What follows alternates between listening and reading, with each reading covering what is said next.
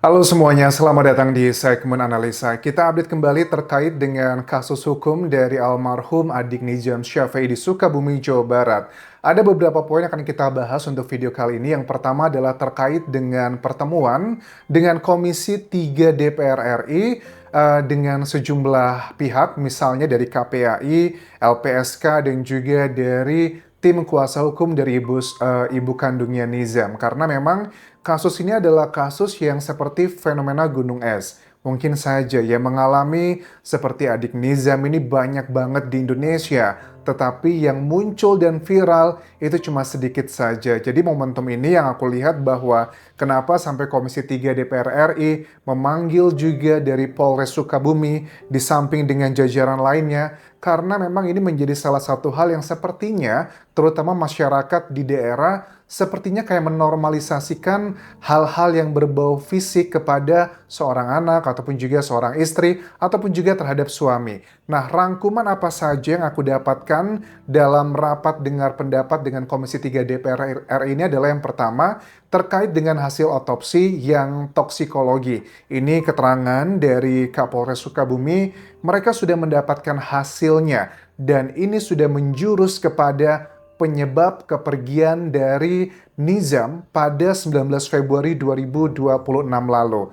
Lantas apa dong penyebabnya? Jelas kalau kita lihat pertama di sini teman-teman, keterangan dari Kapolres Sukabumi AKBP Samian yang mengatakan bahwa mereka sudah menerima 3 laporan. Ada laporan pertama dari Anwar Satibi, ayah kandung, ada juga laporan dari Ibu Lisna, ibu kandung, dan juga Ibu Sambung Tenirida pun juga sudah membuatkan laporan. Ya, mereka saling melaporkan satu sama lainnya. Tetapi, keterangan di sini ditegaskan dari Komisi 3 DPR RI bilang begini, Pak, kalau ada laporan balik nih, terutama untuk ibu kandungnya, tolak dulu aja. Nanti kejadian di Sleman, Yogyakarta terulang loh. Masa penjahat kok ngelaporin balik begitu? Maksudnya seperti apa? Karena ada indikasi kuat, ayah dari Nizam, dugaan sangat kuat adalah menjadi penyebab dari berbagai macam hal yang terjadi kepada Nizam. Karena memang nggak bisa dipungkiri, sepertinya kebiasaan melakukan hal fisik kepada Nizam itu sudah menjadi kayak budaya di keluarganya mereka. Bahkan ada keterangan yang pertama coba aku sampaikan di sini adalah dari KPAI, Komisi Perlindungan Anak Indonesia, yang mengatakan bahwa sejak 23 Februari 2026, pada saat mendapatkan laporan dari tim kuasa hukumnya Ibu Lisna, mereka langsung melakukan pendalaman. Misalnya di 25 Februari langsung melakukan pengawasan ke lokasinya atau TKP ke Jampang Kulon, Sukabumi, dan juga melakukan pengecekan ke Polres Sukabumi. Di sana mereka ketemu dengan sejumlah orang yang merupakan keluarga dekat dari korban. Misalnya ada keluarga Uwa, ini adalah yang paling dekat. Bahkan dimakamkan pun dekat dengan rumahnya Uwa. Ada juga keluarga besar dan sejumlah tetangga lainnya. Mereka menyimpulkan bahwa temuannya ada dugaan sangat kuat keterangan dari sejumlah warga dan keluarga ini bahwa ayahanda dari Nizam memang sudah terbiasa melakukan hal fisik ke Nizam dan itu sudah sering diingatkan. Salah satu statementnya begini bahwa kami sudah ingatkan untuk ayahnya. Dia bilangnya bahwa itu anak saya, itu urusan saya. Bahkan bukan cuma dari bapak kandungnya, tapi ibu sambungnya pun diingatkan yang sama karena mereka sering melakukan hal-hal yang fisik kepada Nizam. Pada saat diingatkan juga sama jawabannya, itu anak saya, nggak usah ikut campur, itu urusan saya, itu cara saya mendidik. Bahkan ibu sambungnya pun klaim gitu ya, lewat kuasa hukumnya bilang bahwa saya pun sering diperlakukan fisik begitu oleh dugaannya ayah Nizam. Nah ini sepertinya kebiasaan-kebiasaan dinormalisasikan bahwa nggak apa-apa kali namanya juga mendidik anak biar nggak manja. Nah ini menurut aku adalah satu hal yang sudah nggak relevan di zaman sekarang. Kalau mungkin secara fisik dihukumnya tidak sampai membuat dia sakit, hanya untuk ngebuat jerah, kan kita tahulah batasannya seperti apa. Tapi kalau sudah sampai Nizam berpulang, artinya ini hukuman fisiknya sudah sangat berlebihan sekali. Nah, kemudian juga sampai 25 Februari Menurut KPAI, kan meninggalnya 19 Februari ya, itu ayah kandungnya Nizam tidak pernah berkunjung ke makam sama sekali. Dari Anwar Satibis sudah memberikan klarifikasi bahwa saat itu memang saya lagi ngurusin proses untuk otopsinya, makanya saya bilang daripada Nizam lama dimakamkan, biarkan saja, ya sudah langsung dimakamkan. Interpretasinya bisa berbagai macam. Ada yang mengatakan bahwa kayaknya nih ayah Nizam tuh nggak sayang gitu loh, nggak fokus kepada anaknya. Atau ada yang bilang bahwa justru karena dia sayang dengan anaknya, pengen mencari keadilan buat anaknya, makanya dia mengorbankan rasa pengen ketemu terakhir dengan putranya, ya demi mencari keadilan tersebut.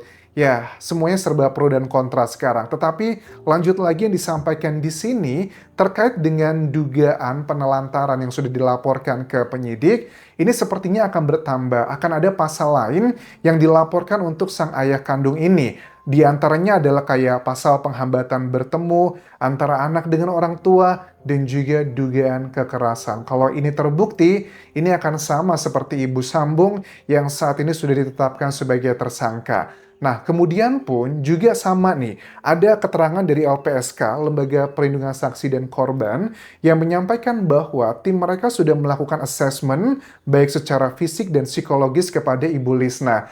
Memang Bu Lisna tuh mendapatkan ancaman dari banyak pihak, tidak tahu siapakah itu, tetapi pesan-pesan yang dikirimkan ke handphone pribadinya Bu Lisna itu rata-rata di atas jam 9 malam. Misalnya kata-katanya adalah begini, diam, tidak usah buka suara, tidak usah ikut-ikutan. Dan kami juga sudah melakukan pengecekan background kepada ayahnya Nizam. Memang dugaan sangat kuat, ayah Nizam memang terbiasa melakukan hal-hal fisik tersebut walaupun Nizam almarhum masih dalam balita.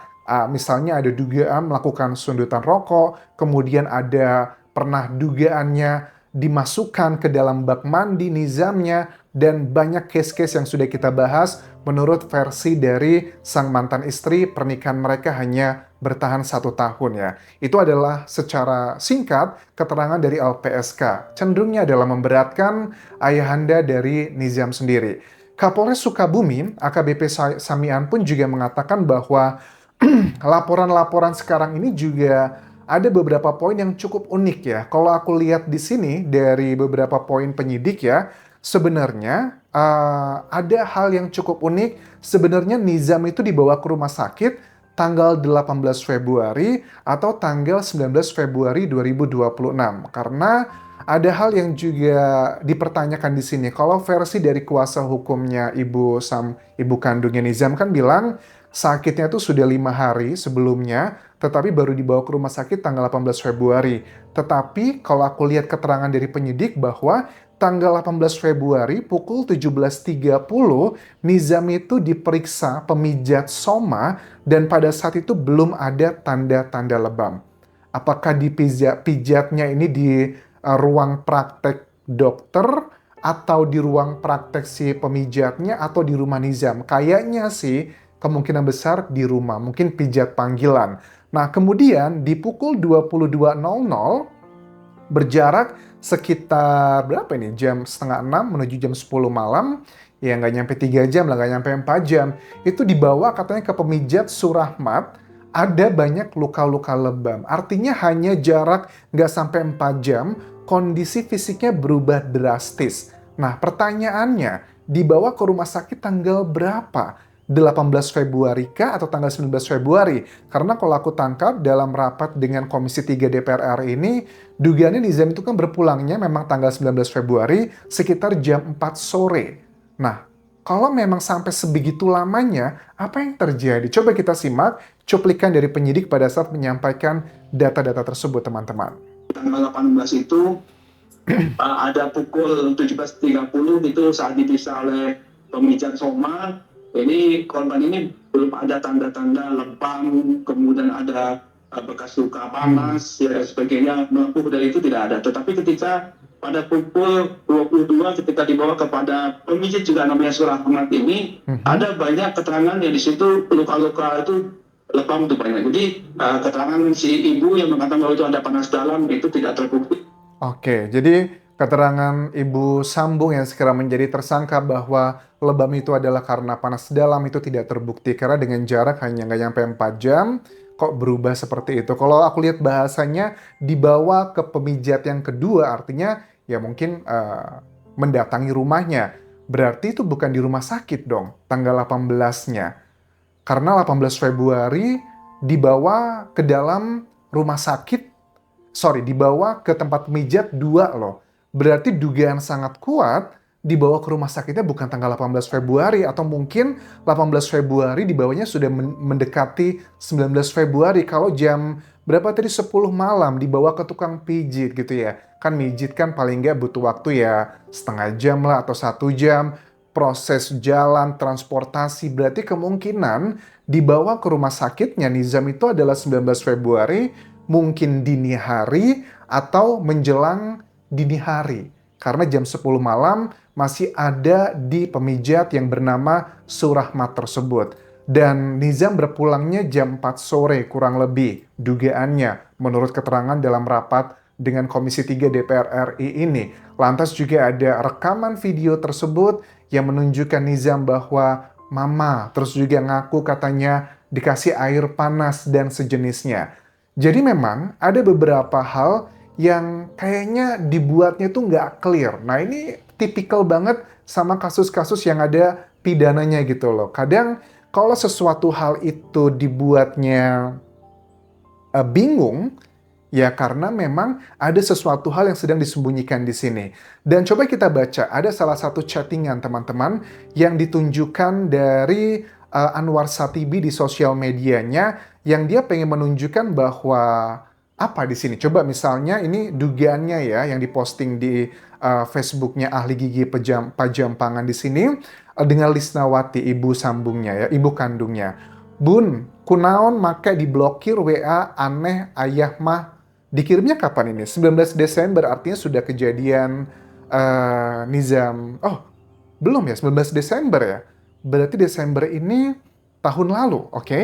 Emang kunaon kitu lamun diblokir. Maksudnya kia bun ayahnya bayarkan raja kurang 300, ayah kereweh acis coba atuh tulungan. Oh, berarti ini yang dugaannya minta tolong minjem uang 300.000. Tapi ini bulan Desember loh.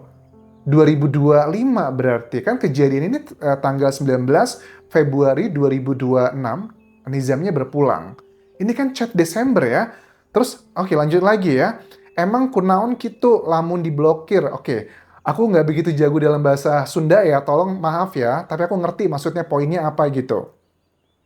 Lain menta ayah mah kambe dah kewajiban ayah, maksudnya ayah nginjem hela diganti nanti. Pokoknya minjem uang 300.000 nanti diganti gitu kan ya. Dak moal lila gede bun biaya hidup si raja teh bisi hayang apal. Kayaknya intinya biaya hidupnya raja tuh gede gitu ya. Bisi hayang apal bunda bulanan nana si raja 500.000 uang jajan per hari, barang 10.000, peting 10.000. Damainya anak batur, jarajan anak ayah hante, teh hayang taing anak ayah kudus sangsara beteng na. Sok tulungan hela ayah era, aduh beken duit ayah kadi hujan wae. Aduh jalang la longsor ayah tak bisa lili, aduh nggak ngerti deh, susah bahasanya. Pokoknya intinya minta bantuan 300.000 rupiah kan, dia ngasih tahu bahwa uang jajannya gede 500.000 itu per bulan, 10.000 itu per hari begitu. Terus tegadeh, lain teh hoyong nulungan, nggak punya, bukannya nggak maksud minta, bukannya nggak maksud mau nolong gitu. Tapi jujur ya untuk Pak Awang ya, ayahanda dari Nizam, ini kan chattingannya di bulan Desember 2026, 25. Artinya kan apakah relevan atau enggak gitu. Nah, kemudian juga muncul nih ada chattingan-chattingan dugaannya yang terbaru nih antara ibu kandungnya Nizam dengan ayahnya gitu. Ini dugaannya ya. Dikirimkan kapan ini? 15 Februari 2026. Nah, ini relevan nih menurut aku. Si raja gering paru-paru, raja sakit paru-paru. Bisi budak pene umur hampura. Apakah ini umurnya nggak panjang? Mohon maaf, dimaafkan gitu. Umpami aya waktu, telepon penting. Kalau ada waktu, coba telepon gitu. Terus kumaha, eta tos bawa ke dokter. Acan. Terus gimana? coba dibawa ke dokter ya maksudnya. Acan itu kayaknya artinya belum ya. Belum gitu bahasa Sundanya. Terus sini bilang lagi, naha atu gitu. Kenapa atu gitu kan ya. Kenapa? Can aya waktu ayahna. Belum ada waktu ayahnya. Nah ini kan yang menjadi salah satu statement-statement yang dugaannya kayak penelantaran kenapa sudah sakit tidak dibawa ke rumah sakit begitu loh. Oke, pro kontra dari kasus Nizam Syafei ini memang semakin tinggi, tetapi sepertinya untuk masalah hukumnya yang akan terbawa-bawa ini bukan cuma sang ibu sambung, tapi juga adalah ayah kandungnya sendiri. Lantas bagaimana dengan sosok anak angkatnya? Kayaknya itu dia bakal kenanya ke pasal yang dilaporkan di tahun 2024 karena keterangan dari AKBP Samian pun juga membuka kembali perkara lama yang dilaporkan tahun 2024 yang dugaannya ibu sambung dan juga anak angkatnya itu melakukan hal fisik kepada almarhum adik Nizam dengan sebegitu parahnya. Jadi kayaknya untuk yang anak angkat atau kakak angkatnya dari Nizam itu akan terkena pasal yang di laporan 2024. Demikian dulu bisa aku update mengenai kasus Nizam. Terima kasih sudah menonton. Sampai ketemu lagi di video berikutnya. Tinggalkan like dan juga komen. Subscribe channel YouTube ini. Follow Instagram, Facebook pageku dan juga akun TikTok di Anjasa Sumara. Sampai jumpa.